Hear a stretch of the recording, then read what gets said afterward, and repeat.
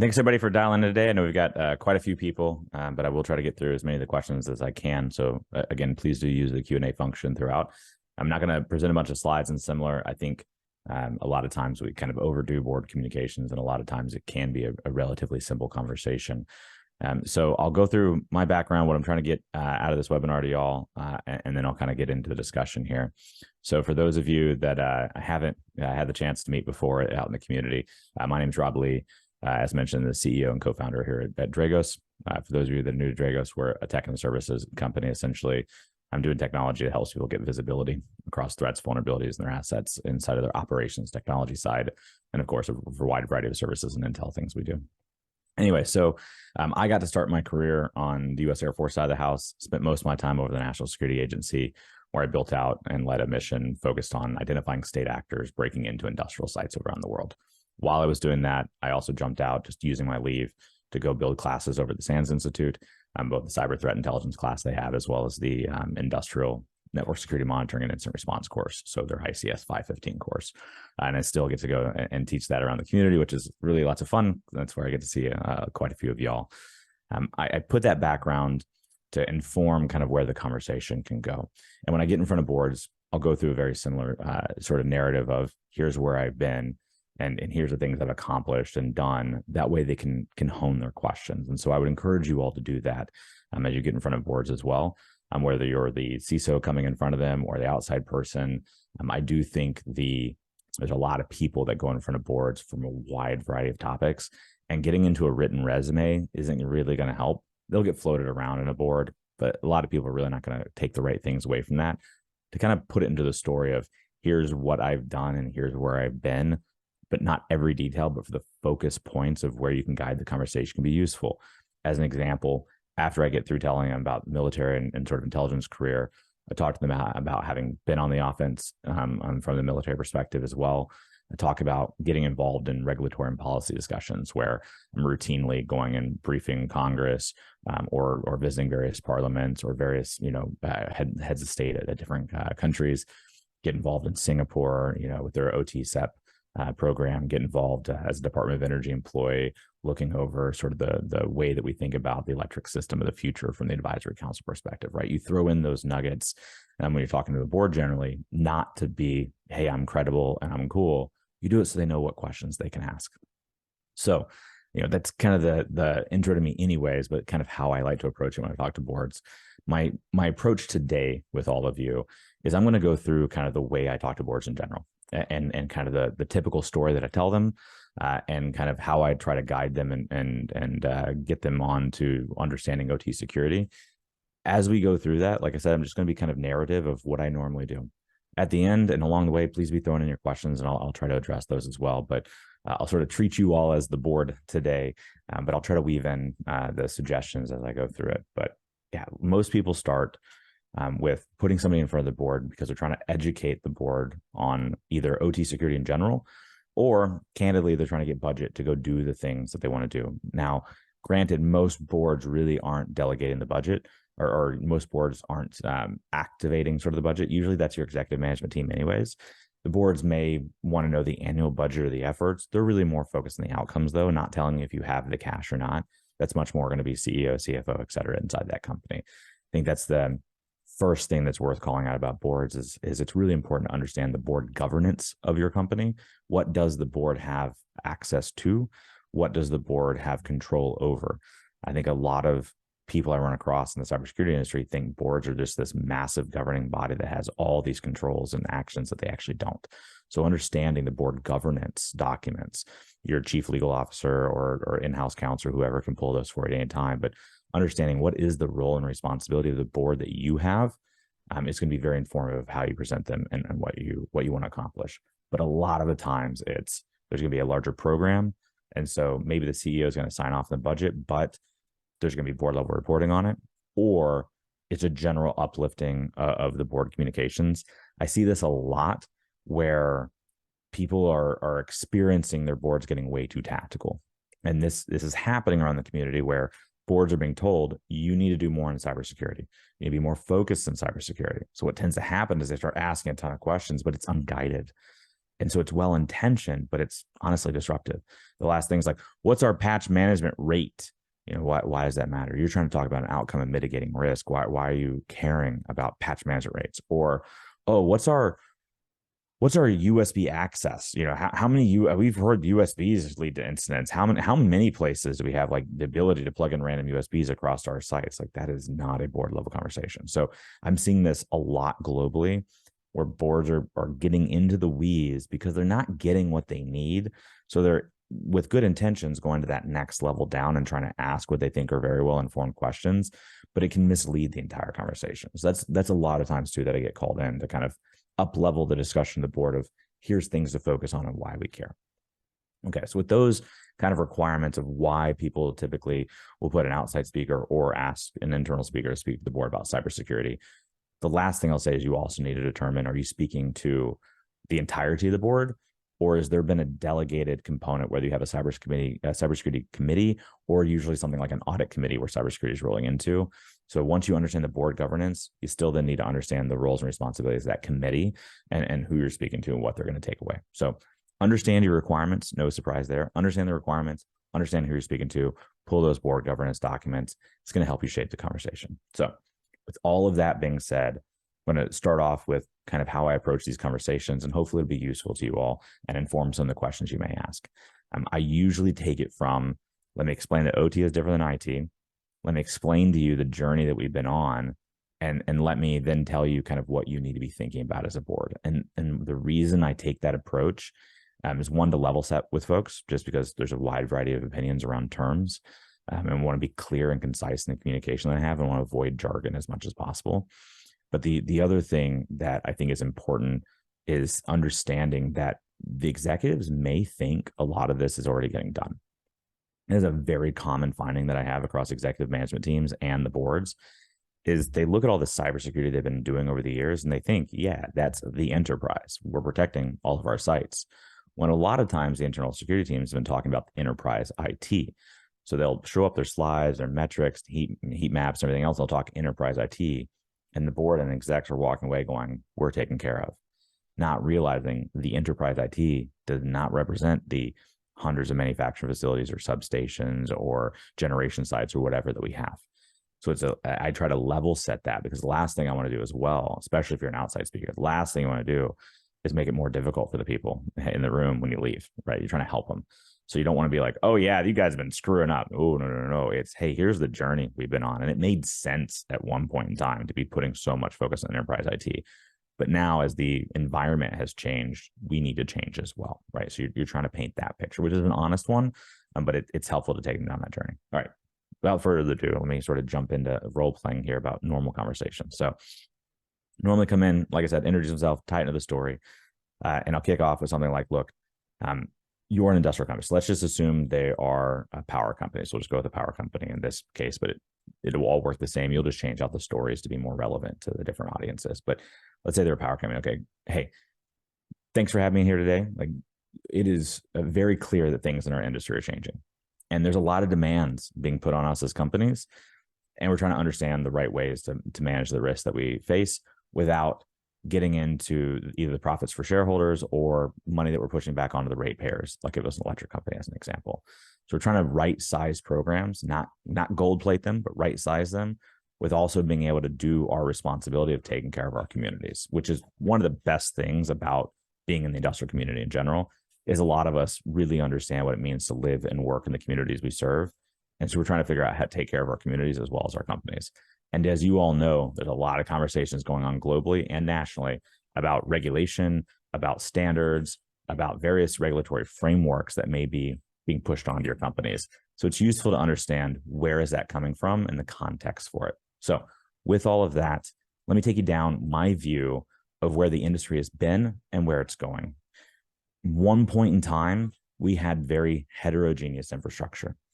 That heterogeneous infrastructure meant that the substation in California at a transmission level had nothing in common, really, or not much in common with the transmission substation out in DC, let alone a hydroelectric facility site doing generation having anything to do with a solar farm and an inverter-based resource.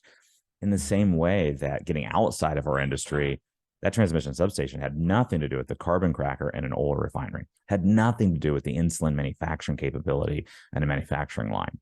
We lived in a world where our assets were different and very different across the industry, sub-industry, and cross-industry. That meant, as a company, two really big things. It had a lot of impact, but two really big things for us at a company level. Number one, the cost of goods was higher. We depended on local integrator firms, local original equipment manufacturers. A lot of that local aspect led to that heterogeneous. A wide variety of vendors led to that heterogeneous nature. And so we needed to depend on a lot of companies, some who did not last as long as the asset. It may have been a 20 to 50 year life cycle for the asset, but some of these companies pop up and go within a 5 or 10 year period.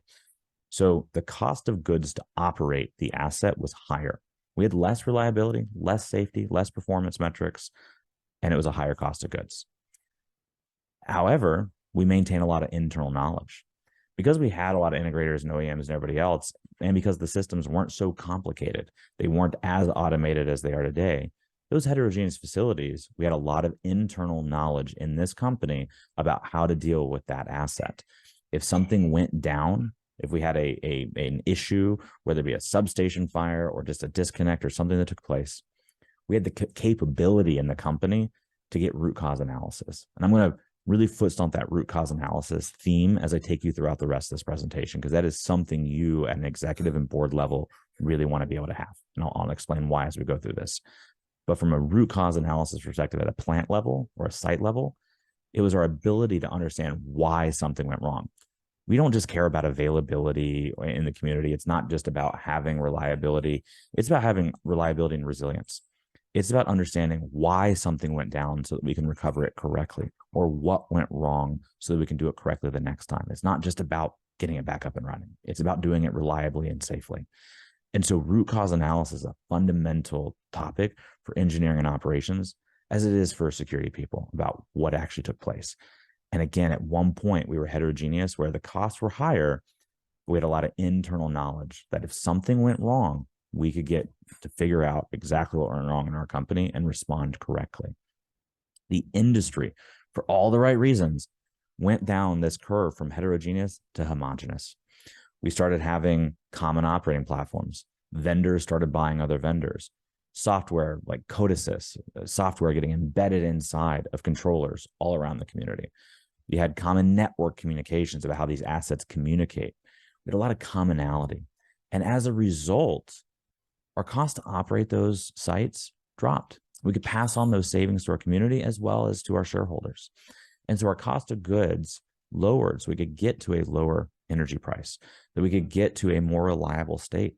We could take advantage of that digital transformation, Industry 4.0, whatever buzzword you want to use. We could take advantage of the modern world to do things like predictive analytics and forecast management and all the various topics that you handle today at an executive level. We were able to take advantage of digitization and automation to operate our assets more efficiently, more effectively, safer, more reliable, and ultimately with a lower cost. The downside is whether or not you realized it, whether or not you had the incidents to realize it, you are losing, if not already lost, your reliable capability to get root cause analysis when something goes wrong. Because now that site isn't that operator worked there and her daddy worked there and her granddaddy worked there and they had all that knowledge. Now it's a full new system of systems, this massive automation, and anything that goes wrong, we're calling an integrator, an OEM, a contractor, somebody to try to figure out a piece to determine what might get us to root cause analysis. So the first thing to understand is we have been going down a journey from this board to this company to get more reliable, more efficient operations, but it's come at a cost that sometimes you don't realize. And it's not just cyber exposure, it's capability in this company to include root cause analysis. So if that's the place that our industry has gone, and in this case in the board, I'd be referring to them as the electric company because that's what they are, bring something relevant to them. And I would say something like, look, that's the place we've gone as an industry. And that is happening irregardless of cyber risk. And we need to be thinking about it as a company. As an example, we were telling electric companies how to do electricity. And, as one of my friends, Mark, would say, the laws of the electricity sector, the laws of electricity are written by politicians. Laws of electrons are written by physics, and sometimes those things don't overlap. And we are being pushed to operate the electric system in a way Edison never designed, with market operators and all sorts of like, here's the mandate about what your energy sources are. And I'm not saying one is good, bad, or the other. I'm saying it's complex. And when we're bringing a lot of inverter-based resources on the electric system, that impacts our ability to do things like frequency management and similar when you don't have a lot of inertia of big spinning equipment. So I understand the place that you are in a business. I understand the challenges you're going through, and it's already complex. And cyber is just one component of those. But let's take that heterogeneous to homogeneous curve and overlay what's happening from a cyber threat landscape perspective. And that's going to get us into a place where we can talk about what we want to do with it as a board. If you look at the heterogeneous to homogeneous industry, what it means from a cyber perspective, it has a big impact on adversaries. If you're dealing with heterogeneous infrastructure, if you want to do espionage, you can do espionage across a lot of sites. But if you want to have impact, disruption, if not destruction, the more impact you want, the more specific your capability needed to be to that site. So if you were dealing with a scenario like we had in 2017, where there was malicious software deployed in Saudi Arabia in 2017 against a safety system where the adversary was intending to deny safety at a petrochemical facility in such a way that would have killed people. They ended up failing. People didn't die. It only cost around $300 million in downtime. But luckily, people didn't die. But that capability, the community would call Trisis, that capability only worked at that site. The tactics, the techniques, the methods, the blueprint, if you will, of that capability could be used by adversaries to go target other sites. That's true. We as a community are responding to those things accurately. But that capability couldn't be drop shipped somewhere else and just immediately used to cause disruption at another site because of that heterogeneous nature. So what that meant from an adversary perspective is if you wanted to cause consequence, or to cause real impact, it was expensive. It might have been a one-time use capability. So not every adversary operates the same way, but let me give you an example from my background and being on the offensive side. And I'm going to use abstract numbers so that nobody gets in trouble here. But if a military commander came into me and said, Rob, we need to be able to take out this site somewhere in the world for whatever reasons. They said, can you do it? I'd probably tell them, yeah, boss, I need 12 to 18 months. I need a team of 15 people. I probably need a $30 to $35 million budget. That would be my answer to them. And they say, okay, well, if we make that investment, what can we do with it? They're like, well, we'll learn a lot, which may speed up things in the future, but the capability we make is only going to be useful at that site. Okay, so I got to go do all this investment for a one-time use capability. Like, yep, that's what we can do, but we can do some pretty cool things.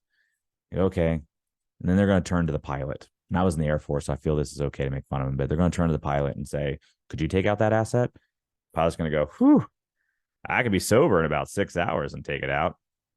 Yeah, they're going to choose the kinetic option almost always. Makes total sense for them to do so. You got to be really, really special to get that kind of digital capability against a heterogeneous target. But now imagine a world where things are homogenous and I can develop capabilities that are cross-site, cross-industry, reusable, taking advantage not of just vulnerabilities, but native functionality in our operation sites.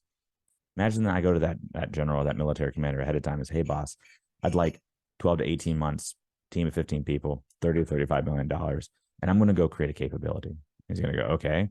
And I'm going to have that capability sitting on a shelf, and it can do disruption, and depending on the physical profile, destruction anywhere in the world, any site we ever want to use that, against servo motors on unmanned aerial vehicles down to transmission substations.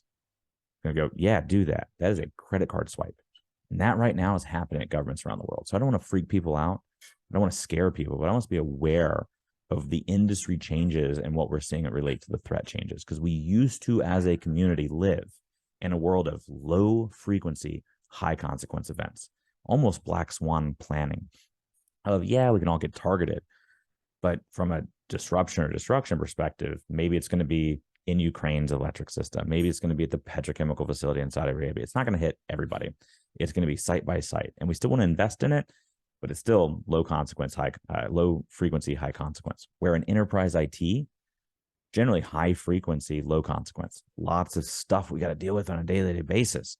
Not one of those things is going to bring down the company, let alone the country, very often.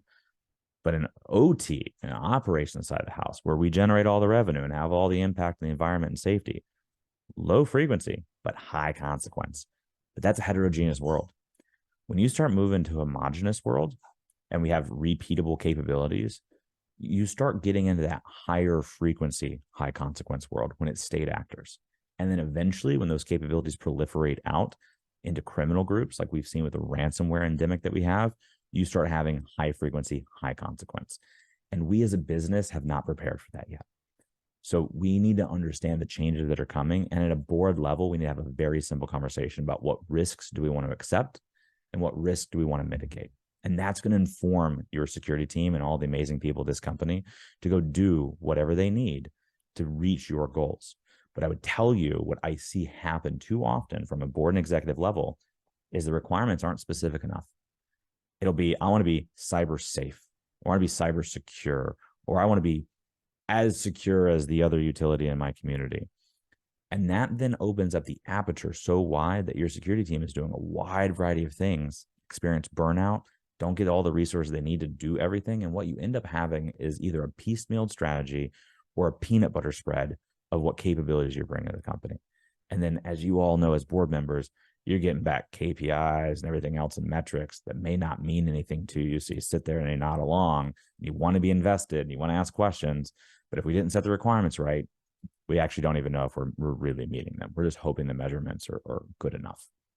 So with where our industry has gone from heterogeneous to homogeneous, and that is taking place, by the way, and this is what I want the board to be aware of. These aren't just theoretical things.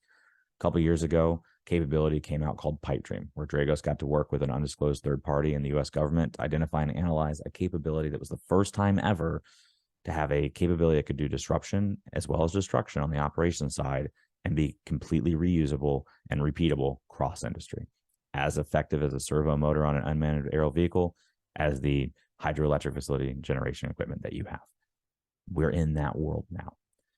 That has taken place. And that's what I want to guide the board to, not theoretical risks. I want you all to be careful when people come talk to you about, I went into a security research conference and here's this new vulnerability that I could take Bluetooth and a wind turbine and spin it backwards and catch it on fire. Board, that is not where you need to be focused. And in my opinion, that is going to lead to the wrong security outcomes getting delivered to the security team when we're worried about things that haven't happened. But from my perspective, and hopefully we're in agreement here, the reality of what a board is doing partly is benchmarking against peers, totally appropriate, and scenario planning. What are the things we as a company should be able to deal with? And so I would guide you to the scenarios that actually happen in your community. I wrote a paper a while ago titled The 5 Critical Controls for Industrial Security. Your security staffs can take a look at that. But that first one is around incident response, about how do we deal with operations technology in an incident response scenario. And why that matters so much is in the world of enterprise IT, you can kind of fumble through an incident response case these days based on all the development that's been done there. You want to prepare ahead of time, but it's doable. Great technology advancements.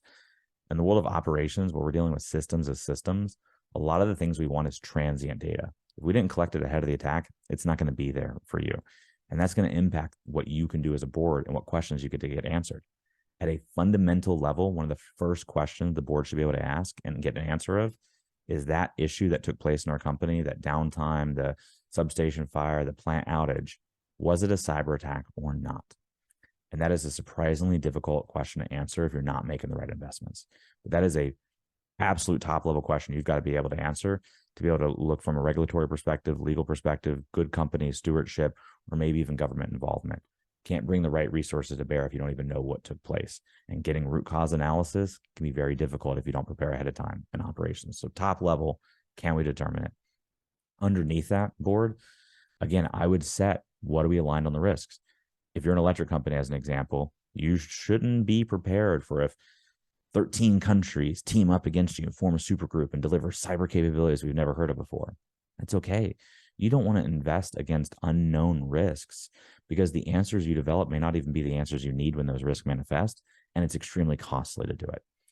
But you do have a responsibility, both in the community and to your shareholders, to invest in the risks that are real, that have actually happened in your community. As an example, for an electric company, you should be adept at dealing with the Ukraine 2015 attack scenario that took down their electric system, the Ukraine 2016 attack scenario that took down their electric system, ransomware across your operations, and that pipe dream capability. 4 scenarios right out the gate that we can talk about and measure and think through of step by step, how do these happen? And the beautiful thing, board, is that works not only for your cybersecurity professionals who think in like kill chain analysis and so forth for scenarios, it works for your operations personnel that have ever done scenario planning or safety engineering for things like process hazard analysis and HazOps. And it works from a financial perspective and scenario planning, revenue accounting, understanding over long term at a program level, what are we doing? We all can align behind scenarios. So at an executive level, it's important that the security team isn't picking the scenarios. They may offer them in terms of what they should be, but it is at a board level, we're getting aligned on these are the scenarios we care about, which will also tell us what we don't care about. We should not be responding to every single incident that happened in every single other person's field if it doesn't happen in our industry. It'd be nice to do it, but we don't have the resources to do that. And you're going to burn out your people. You're going to gold plate the problem. But if we get aligned on here's the scenarios that we care about, and we ask for fundamental capabilities as an executive team, I want to have the ability to prevent, detect, and respond. Let me understand that I can do those components, not just prevention.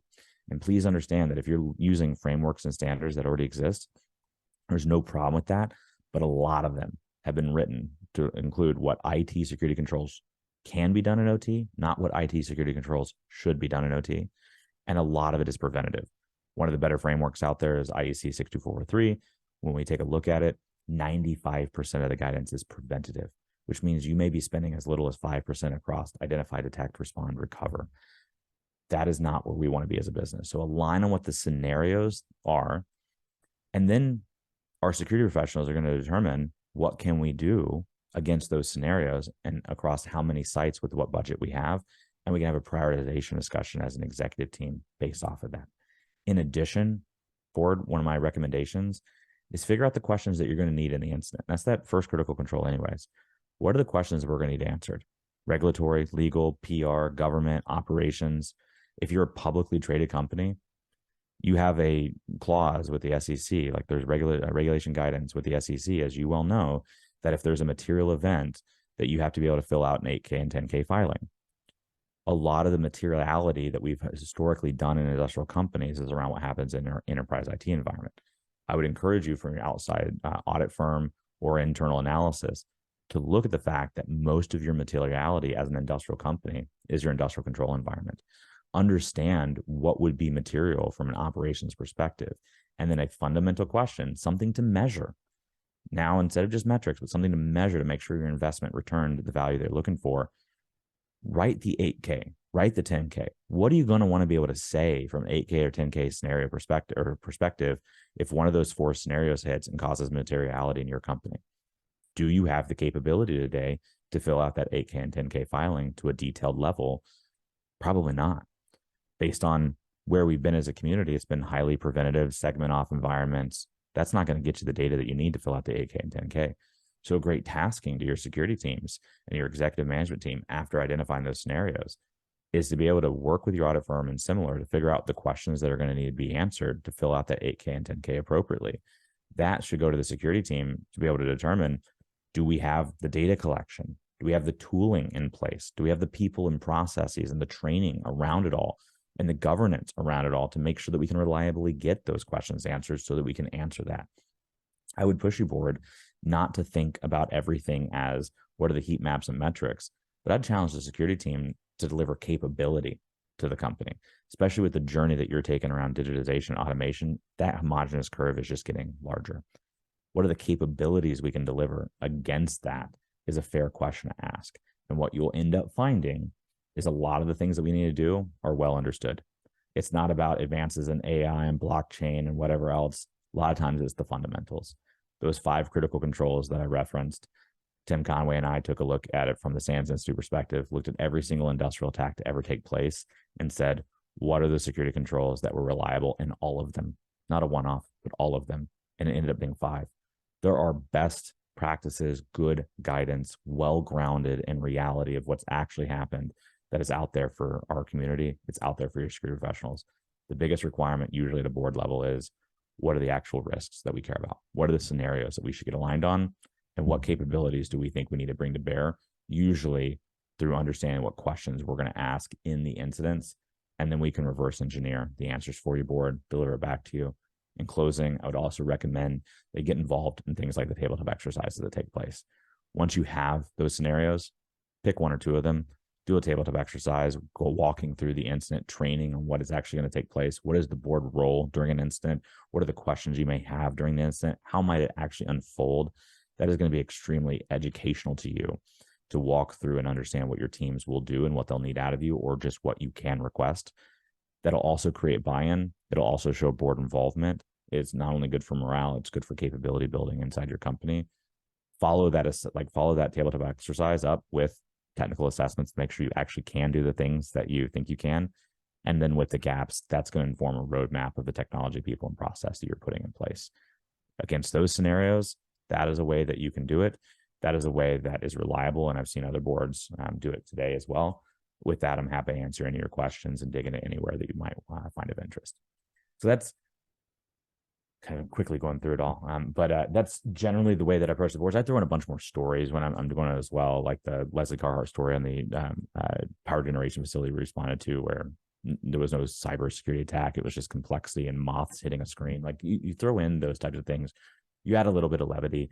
When you're getting in front of a board and you're like cyber and cyber attacks, last thing you want to do is be like, people are going to die. No, hold on. Like, yeah, it's a big topic, but here's a little levity. Here's some of the stories that have happened. Here's the things you need to be aware of, but here's some of the fun things that happen in our community. But taking that kind of approach, I have found, of guiding a board through what's happened, what's changed in the industry. It's not just business as usual.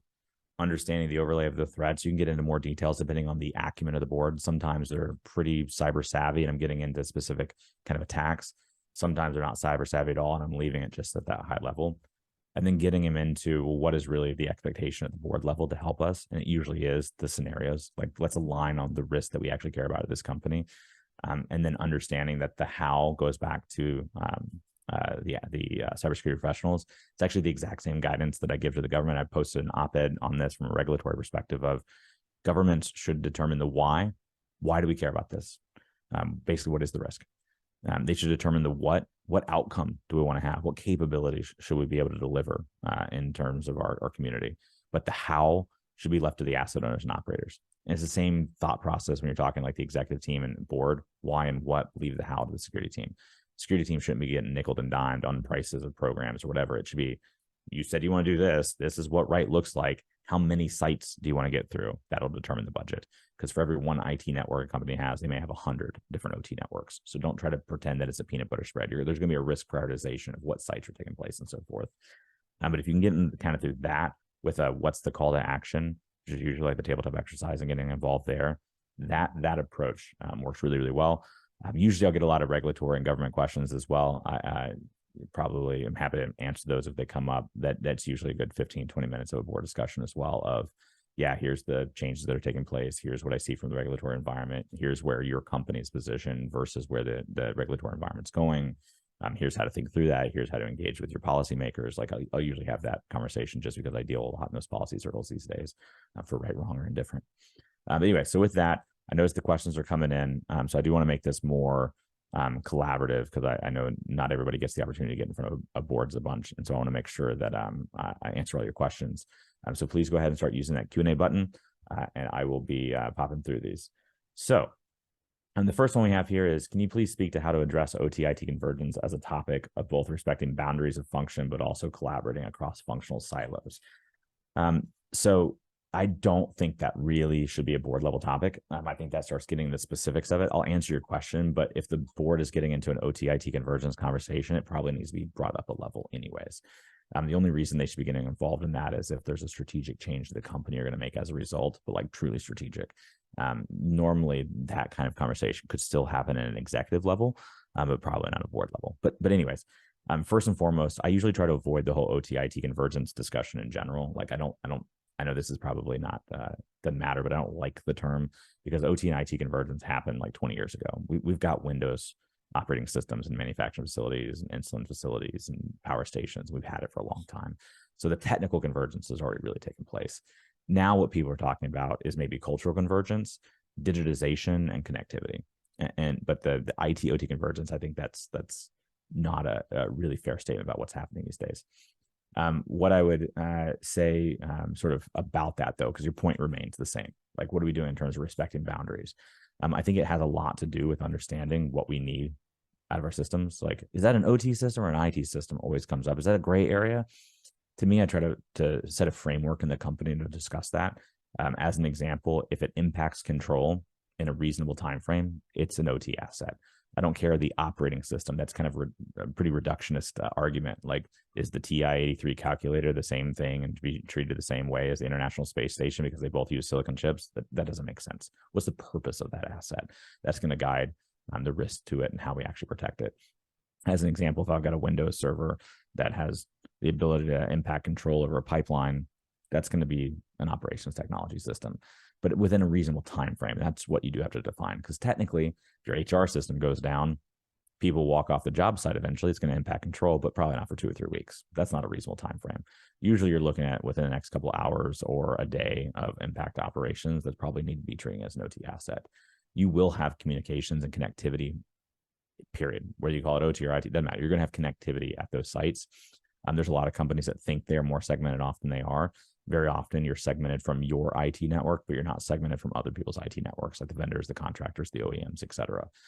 So usually the first thing is having the framework, then getting into like, let's see what's actually there. Like, let's turn the lights on, get visibility inside those operations technology networks of like, where are people connecting in, what actually exists. Then you can start making thoughtful changes to your architecture to reduce the risk, but it's still got to be guided by those scenarios. There's a lot of architecture changes you'd make against all possible threats. But if you're indexing on ransomware across operations as a scenario, then you would look and say, okay, well, common mechanism for ransomware to get in is an Active Directory from IT being shared in operations technology environments.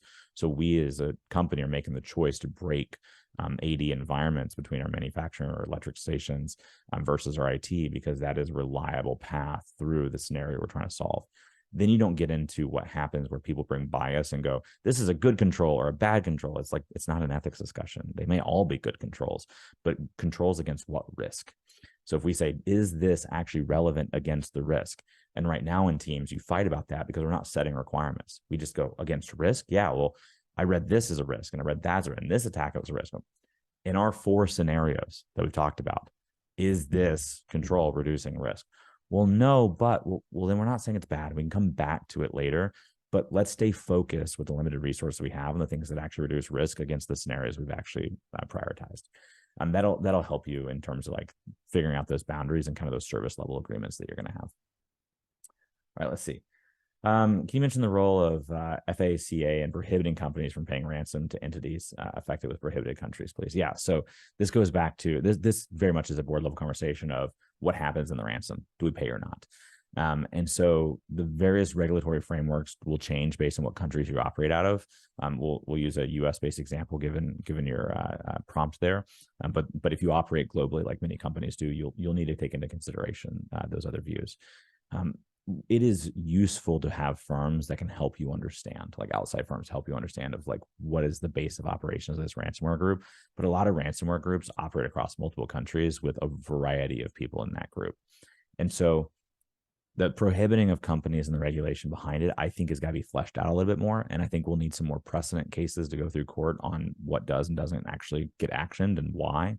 Because did the company not know that it was a prohibited country? Are they still going to be fined the same way? If the company knew, but there was reasonable insights that probably wasn't accurate, do they get fined the same way, right? So there's got to be some precedent created to really rule on that, if you will. But what I will say the conversation starts as is, do we pay the ransom or not? Before we even worry about the regulatory side, at a board level is a fair question. Do we want to pay the ransom or not? And that's going to generate a ton of questions. Like, you want a day-long tabletop exercise, that one question is going to generate you one on, okay, well, is it related to critical information that we need as a company? Is it related to operations? Is it safety related? Do we have an expectation that if we pay, we're getting the information back? Is it not about information, but we decide that we won't pay related to like breach data, but we would pay if it's an operational impact that impacts safety? Like, figuring out the framework to which you're going to evaluate if you pay the ransom or not has a lot of complexity when you start talking the industrial side, because it's not just the data. And like, that's where I've come out publicly before and saying this idea of just banning ransomware payments is a bad idea. If you're trying to pay the ransom to like not be exposed in the sense of like embarrassed about your emails or customer data or whatever else, screw it. Like you shouldn't get to fuel the ransomware endemic because you don't want to get embarrassed.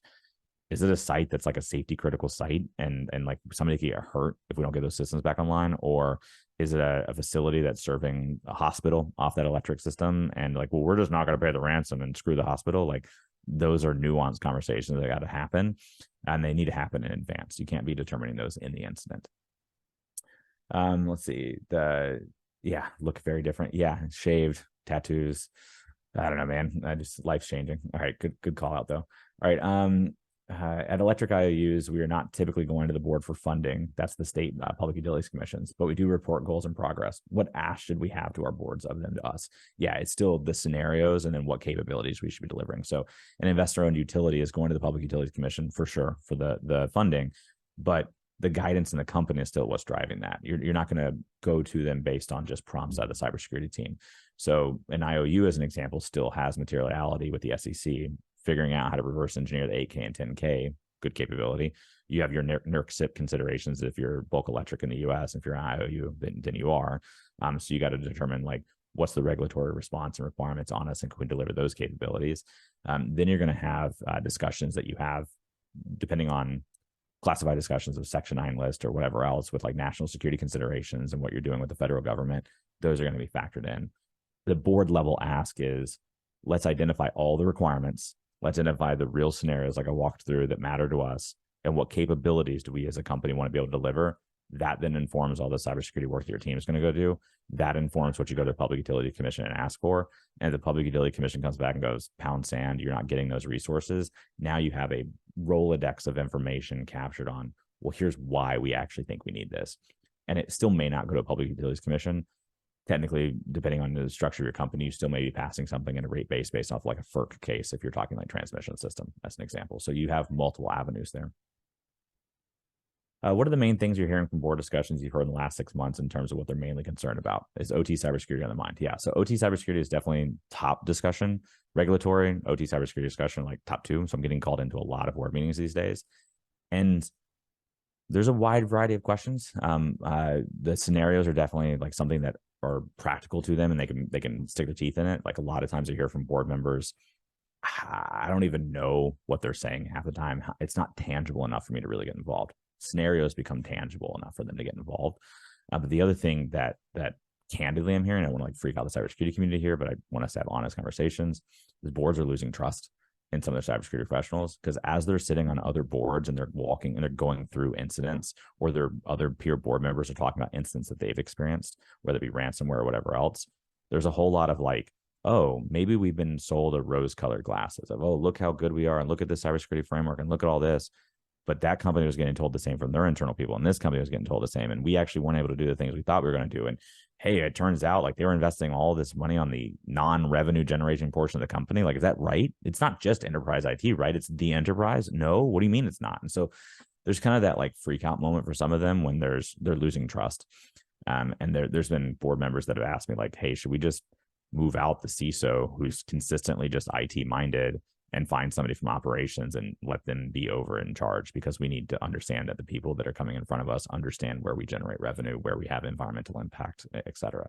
That's not every board discussion, but it's a uptick in the questions that I'm getting.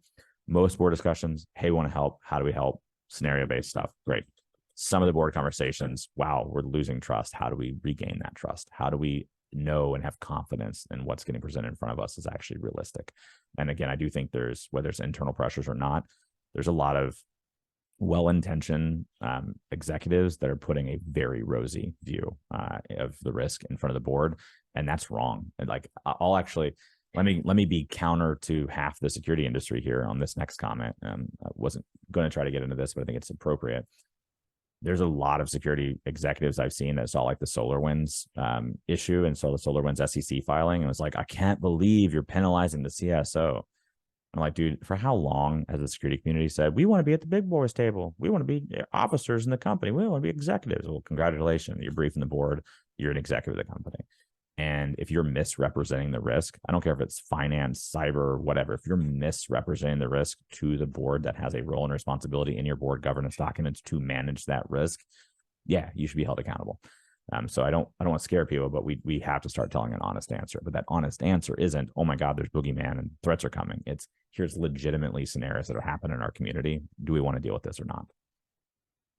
Let's see. How can you best communicate return on investment for OT cybersecurity? It goes back to the capabilities. Like, can we do this? Yes or no? It's not, we were at a 73% risk rating and now we're at a 65% risk rating. Like, that's useless, in my opinion. Like, most boards turn off when you start doing that. It is much more of, here's where we as a business are going and the risk that it's introducing to us. Here are the capabilities we want to deliver to you to be able to answer these questions, to know that we can do these things. And along the way, we are trying to reduce the risk of those things happening as well. But I would definitely stay out of likelihood discussions. Some boards want to know, what's the likelihood of that threat? We don't know. There's no way to know because it's the adversary's choice. So let's not talk about likelihood. Let's talk about consequence. And let's talk about what the impact, like, let's talk about the impact of what it would be in our company and if it's worth mitigating that risk, yes or no, if it's actually happened in our industry. What are things to consider when we plan for incident response on the OT side? Again, you'll want at the board and executive management level to get the questions that are going to need to be answered, because those questions are going to inform where you collect data, what type of data you collect. They're going to inform what you try to detect ahead of the incident, like your security operations team, whatever. Like, those requirements are critical. In IT, we live in a world of data and systems. And like I said, the nature of IT has been so good these days that, like, I can bring in a CrowdStrike or whoever, Mandy at Unit 42, whatever. I can bring in somebody, they drop in their tooling on the IT systems, they pull all the data up, and they can tell you a good view of what's going on. It's better to prepare ahead of time. I know that. But even if you don't prepare ahead of time, you can get most of your questions answered. We're just talking different recovery and response timelines. On the operations side, it's systems of systems and data. It's why there's such a big focus on, like, network as an example. It's not just that it's easier to deploy than host stuff in an operations environment. It's that I need to know if the Rockwell engineer workstation sent a command over Ethernet IP to the controller to reprogram the controller, and did that cause the impact? Because I'm not going to get a log source that just magically says all that. I need to be able to collect the network traffic to go, yep, this took place, and here's the changes that took place. And so, long story short, by the nature of the environments, what we're seeing is if you're not collecting the data before the incident, you're not going to be able to get it. And so in an IT case, let's say there's 20 questions that you need to answer across the company. You may be able to get through 15 to 18 of them without preparing well for the incident response. If you prepare really well, maybe you can get 19 or all 20. On the operations side, those same 20 questions, if you didn't prepare ahead of time, you didn't deploy your tooling and things to collect the data ahead of time, you're answering maybe 2 or 3 out of that 20. And even if you prepared really well, you still may be only answering 15 to 18 of those. So a lot of the incident response cases we take where people don't prepare ahead of time on the ICS side or the OT side turn into fancy post-incident compromise assessments or compromise hunts because the data that they wanted to answer those questions are gone. Talk about the homogeneous OT environment. Talking about a homogeneous OT environment, what are the best ways or best practices in going about knowing how vulnerable your OT environment is to explain the impact of the business? Yeah, it really goes back to the scenario. Like, I'm beating the dead horse, but it really goes back to the scenarios of things that have happened. Because if we just start talking about the vulnerabilities of what could happen, it's expansive. And by the way, if you get through like the 3 to 4 top scenarios on the intel-driven side, intel-driven meaning things that actually happened, then it's appropriate to look at a consequence side. And there's great work happening at places like Department of Energy looking at things like consequence-driven engineering, cyber-informed engineering. I wouldn't start with consequence because there's so many of them. And it could be anything. It's like a never-ending journey. I'd start with intel-driven, which is also what you're being held accountable to from governments and others in the community. Like, what has realistically happened? But after you get through some of those, there's nothing wrong with saying, well, what is a high consequence event that the intel hasn't taken us to in this company? And let's think about mitigating that as well. That's totally appropriate to do. That can get into kind of that homogenous view of, well, hasn't happened yet, but what if? But be very precise on that. And again, only do it after the intel ones. In terms of like the environment and like vulnerability, I don't look at vulnerability in terms of like software vulnerabilities. I don't think you're asking that way anyways. But I look at it vulnerable to the things that we care about. That Active Directory example. If I have Active Directory connecting up IT and OT, we are very vulnerable to the ransomware incident that we determined was a scenario we cared about. Therefore, this may be a consideration for us. Dragos every year puts out our Dragos year in review report. And we go through and our intel team looks at every single ICS vulnerability out there and puts it into a category of like green, yellow, or red. Green is essentially, you really shouldn't worry with this. Yellow is, it's got some risk, maybe take care of it the next opportunity you can. Red is, this is important enough, it adds functionality in the operation system or is being exploited by adversaries in such ways that can cause impact. You need to go take care of this now. That now category ends up being like 2 to 4% every year. So you as a company should be able to say, here's our scenarios.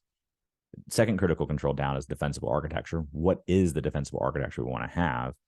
And then monitor that third critical control, fourth critical control being secure remote access, fifth critical control being key vulnerability management.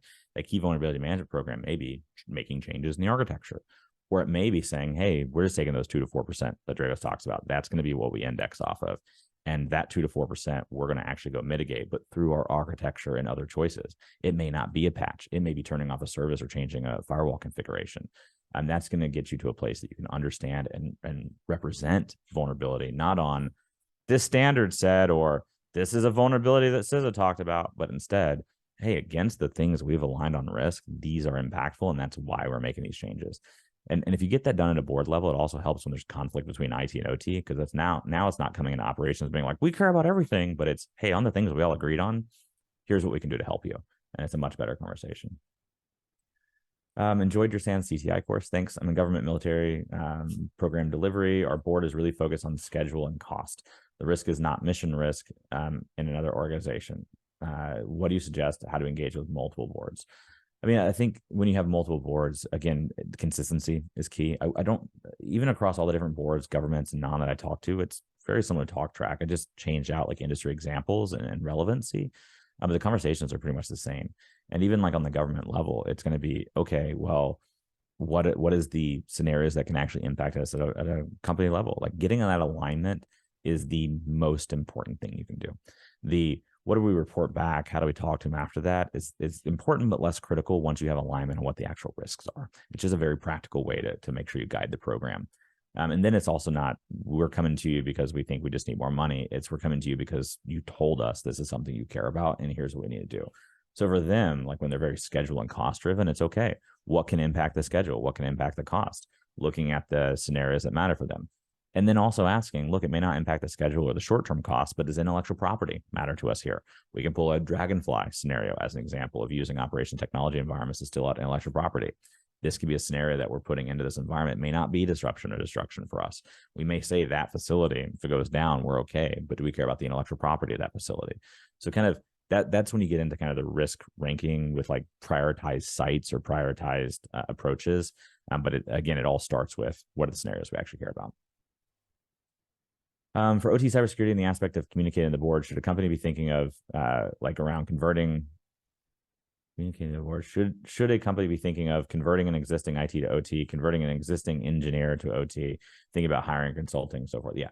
So I do not want the board thinking about that for sure, like who we hire and so forth.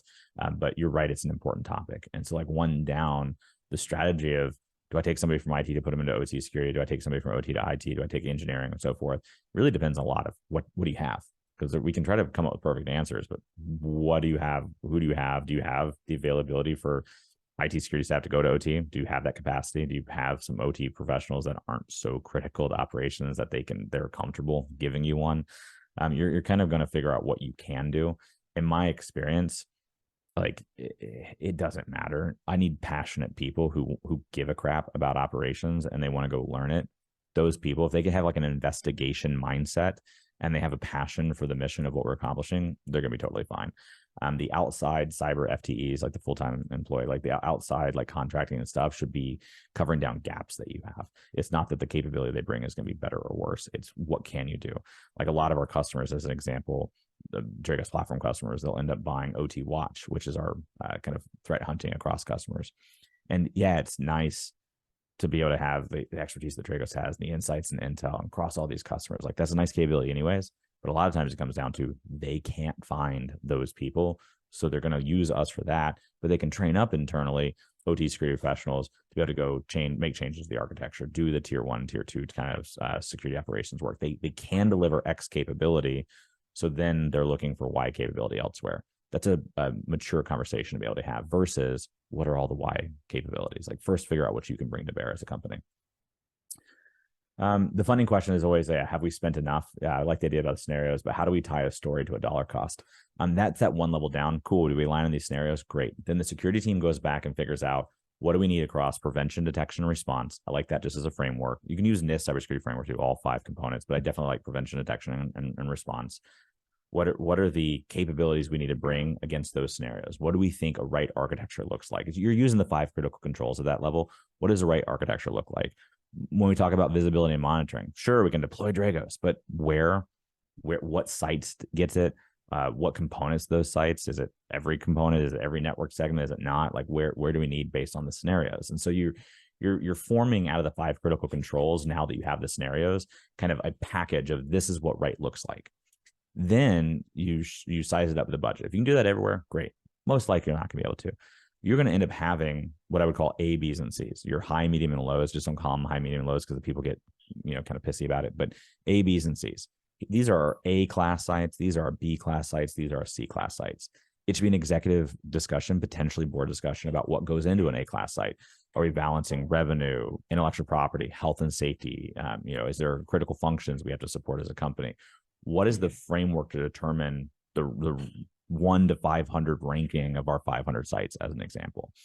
Then you classify them in A, B's, and C's.